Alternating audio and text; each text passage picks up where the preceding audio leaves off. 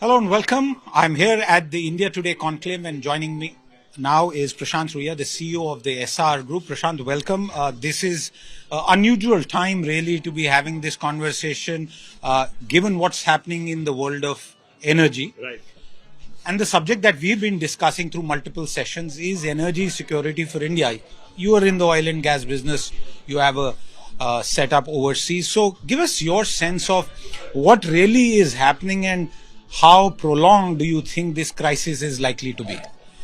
Well, I think clearly a lot of people have been caught unawares. I mean, and napping in the sense nobody expected this war to take the kind of direction it's taking now.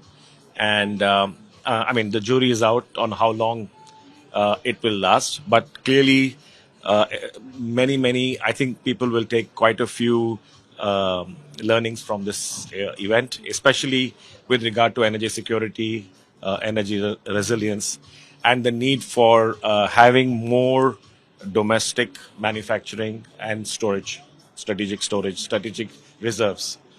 Because I think what everybody's realizing is that with just a short break in production or in capacity in any part of the world, it has a very massive impact on the economy. Apart from just pricing, I mean, prices going up is obviously not good, but access and availability itself is in question.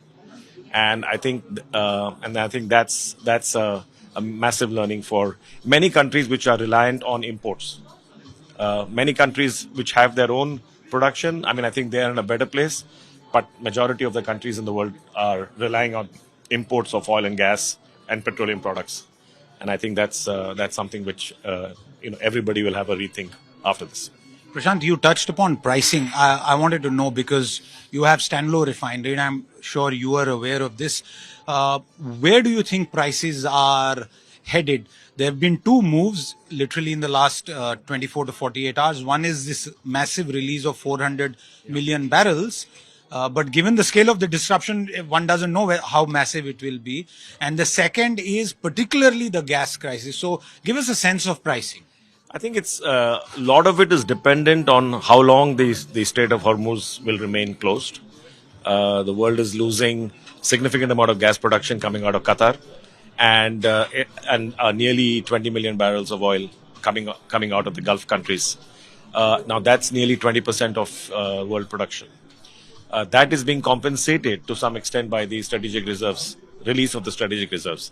So if we are able to see the war or the Strait of Hormuz open up in the next couple of weeks, then I think it's a contained situation.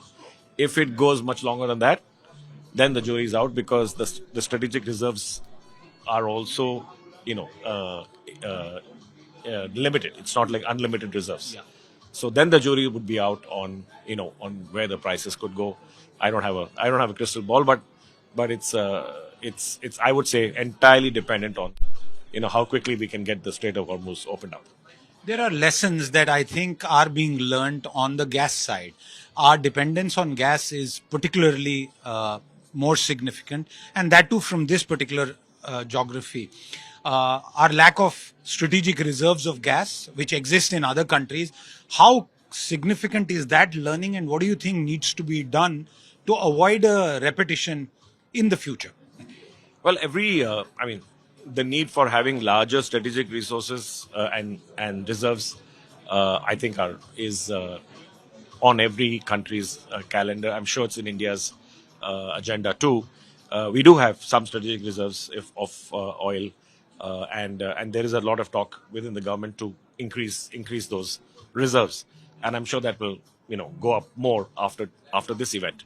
So I mean, countries which, and for us, for gas, I think we produce gas, for example, in our coal bed methane in West Bengal. I think there is an opportunity in India to produce more gas from the various reservoirs in India, and so the government and industry need to work together to get our gas production higher, so that the dependence on imports are lower. There's always this debate about how much of oil and gas exists in natural form in India? And why do we lag? Is it because of lack of exploration incentives, or is it just that the government, it's been left to the government companies and the private sector doesn't find the opportunity to go ahead and develop? What do you think is really the case? No, I don't think.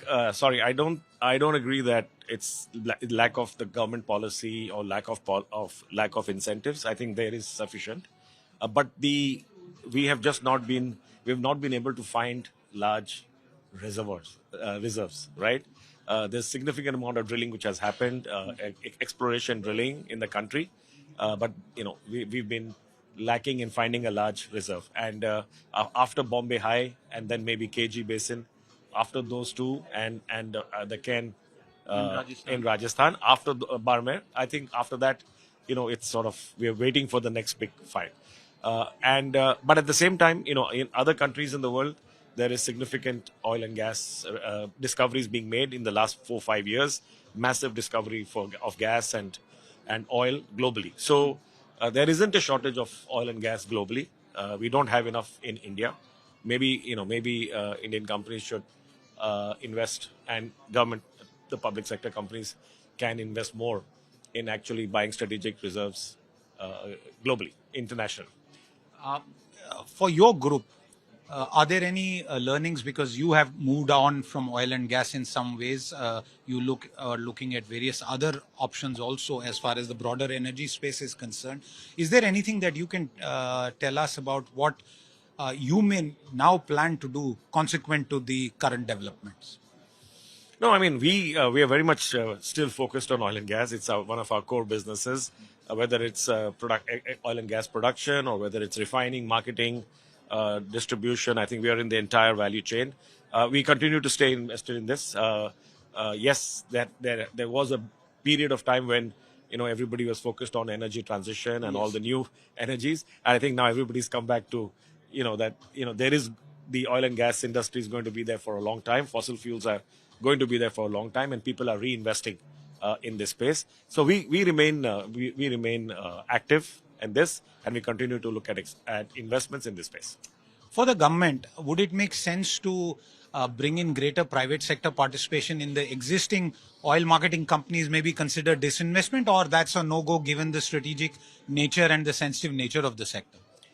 I think government's view on this, what I understand is probably the right one, is that it's a no-go for private sector participation in these companies. Okay. One final point, and this is to do with the manner in which the oil and gas industry, all experts are saying that it's been completely restructured, the dependence on West Asia, and all countries will now pursue sourcing from multiple economies. Is that what would be the best for India also? We already purchase from perhaps more than a couple of dozen sources. Yeah. No, absolutely. So that's, I think, already in the works. It's already happening. Significant amount of India has already committed significant of our oil and gas to be procured from the US. A lot of our gas, some of our LNG now comes from the US. We are also buying a lot of oil now from the US. So we are certainly diversifying our thing. And in fact, in gas, I think there are many more options, because there's a lot of gas coming out of Australia. There's a lot of gas coming out of Africa. So we have many more options for gas. I think this is going to happen in any case. Very final point.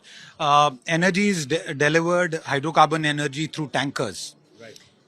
Do you think now there will be a renewed focus on pipeline delivery? Yeah, pipeline delivery is possible, within the country or within the land thing.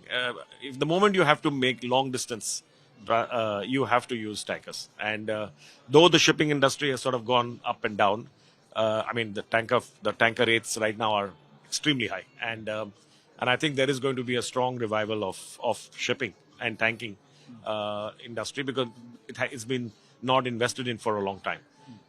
But I don't think it can replace pipelines can replace shipping, to be honest. And greater ships flying the Indian flag? That's what I said. It's our Indian fleet is not very large, and in fact, a lot of the cargo coming into India is actually on foreign flags, and so this is certainly something which has a tremendous future. And you're absolutely right, because the government of India has recently also announced a major program for shipbuilding incentives. But clearly, the way this event has taken place in West Asia, there are lots of lessons, and energy, Atmanirbharta, and security become all the more essential. Thank you very much, Prashant, for your time with us. With that, it's a wrap on this conversation. I'll see you soon. Bye bye.